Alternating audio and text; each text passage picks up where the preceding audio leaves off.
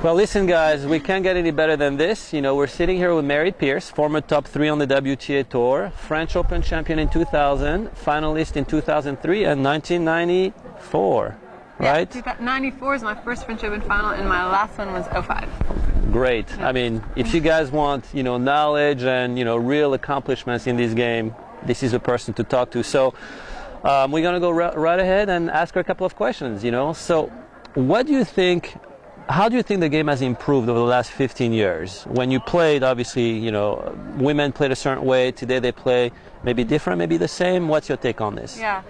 Well, if you look at professional women's tennis, it's changed quite a bit, I think, in the area of like physical fitness. Okay. You can see the girls nowadays are a lot fitter, a lot stronger, hitting harder, moving faster. So obviously, you know, you've got the technology, the rackets and the strings that have changed as well, the game, but it's especially, you can see that the girls are a lot fitter physically than they used to be. So definitely there's a huge improvement in that respect. They're just a lot fitter. They put a lot of time into it. You know, we had the chance to actually interview a lot of the young 14 and under players here, and they all said that they practice just as much as they train. You know, they say about 2 hours of tennis, an hour and a half of fitness. Is that something that you used to do when you were playing? Well, I don't think these kids want to know how much I trained when I was their age. Sure. I think 13 years old, I started training 8 hours a day. Oh my God, yes. But I don't think everyone needs to do that or should do that. I don't know, you know, but that was my case. It was quite exceptional. Okay. I wasn't going to school. I was doing school by correspondence courses, so I trained basically all day long. Okay. But yeah, you really, I think there's a certain age, and each individual, it kind of depends on their body physically, how far along they're developed. But definitely, as I said, you know, the game is changing. It's becoming very much more physical. So if you're not doing any physical training, well, I think there's going to be a disadvantage on your side if you're not. You know, so but you have to be careful, be very specific to each age, to each body, how much you can do. Some can do more, some can do less. Sure. But definitely, there's that element now in tennis. Well, you are exactly what they all aspire to become. You know, so if you think that, you know, to be there, you have to have those qualities, I am sure that that's something that they would really take away and want to listen to. So what do you think today are the top 3 qualities that a player has to have to be a champion?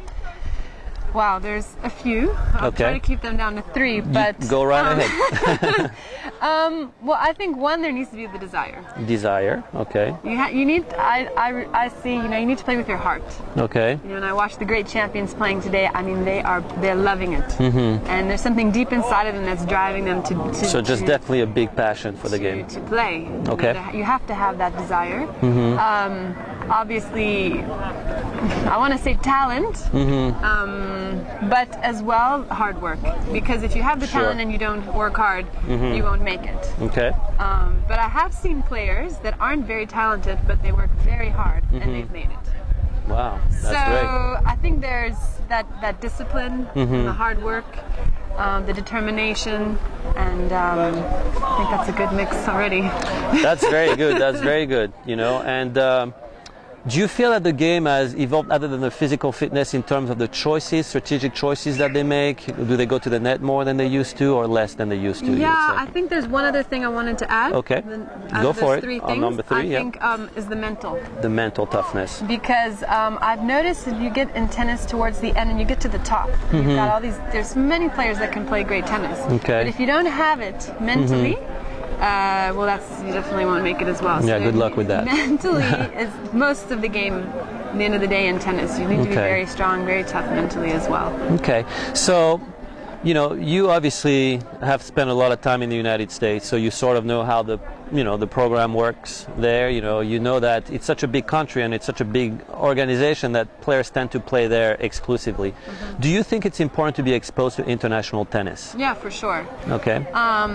You know, I remember I played the Orange Bowl 12 and unders, which was a great experience for me. Then at 13, I moved to France and got to play tournaments there in France. So I think it's wonderful and important to play international events, to definitely see what else is out there. Sometimes we think we're the greatest player on the planet, and then we see there's others that are just as good as me or maybe better. Okay. Or we think, I'm not sure how good I am, and then you actually get out there and see all the other players and think, oh, okay, I'm not bad. You know, so I think it's very important to see all the other players that are there. Sure. I think from a cultural standpoint too, you know, everybody that I've interviewed here speaks at least 2 to 3 languages. Yeah. So on a cultural, you know, from a cultural standpoint, it's also a wonderful, enriching experience to be able to go out of your comfort zone, For sure. be exposed to that. For sure, and I think for kids it's fun. You know, it's fun, it's interesting, it's great. You know, you learn so much by traveling, visiting other countries, other people, other cultures, languages. It's a great learning experience as well. Well, Mary, I want to thank you very much for your time. I mean, Pleasure. this is just incredible content for us. You know, you guys don't know how lucky you are to have access to this information directly from the pros, the champ. You know, incredible content. So I want to thank you and wish you very good luck Pleasure. for whatever it is that you're doing now, and hopefully we can collaborate some other time. Thank you. Okay? Yeah, great. Have a good one. Pleasure. Bye-bye. You too.